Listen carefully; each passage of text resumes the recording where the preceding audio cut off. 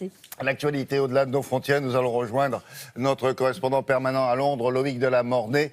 Alors, madame, monsieur, imaginez un marathon. Un marathon, vous le savez, c'est 42 km non-stop, plutôt en courant.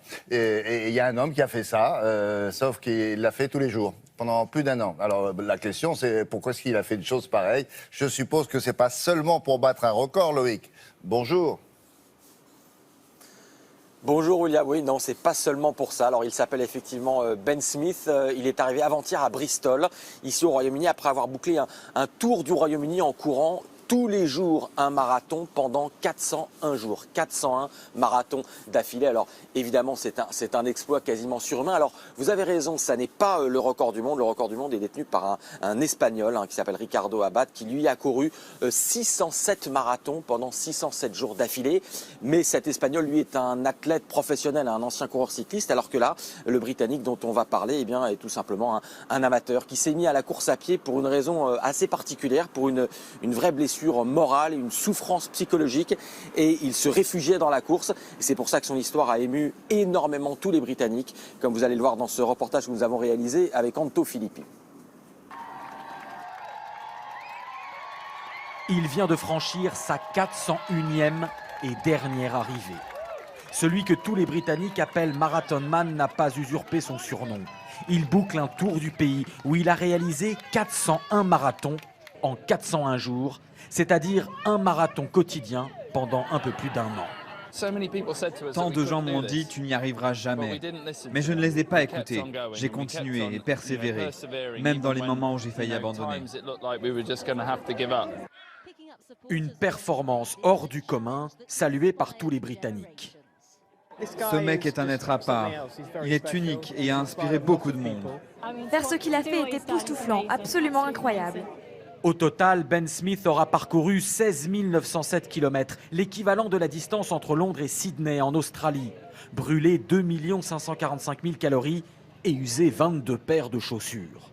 Dans tous les coins du Royaume-Uni, des Cornouailles à l'Écosse, il a été régulièrement rejoint par les habitants et les coureurs locaux pour soutenir sa cause.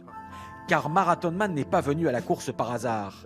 Moqué par ses camarades à cause de son poids, raillé quand il s'est déclaré homosexuel, sa jeunesse fut un marathon de brimades et de souffrances.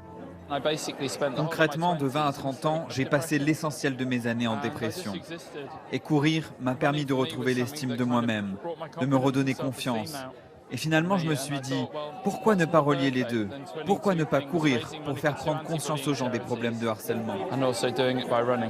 Au fil de sa course, soutenu par des organismes de charité, Marathon Man a réussi à récolter près de 300 000 € qui serviront à la lutte contre le harcèlement à l'école. Ben Smith ne va pas pouvoir arrêter de courir tout de suite. Pour déshabituer son corps progressivement, sans risque pour sa santé, il va devoir pratiquer encore quelques marathons, puis descendre à des courses de 10, puis 5 km, avant de pouvoir enfin s'offrir un vrai repos. Alors, peut-être il faudrait expliquer pourquoi en Grande-Bretagne l'exploit de ce Forrest Gump là, a eu autant d'écho, parce que c'est un exploit sportif mais moral aussi, c'est peut-être ça, non ?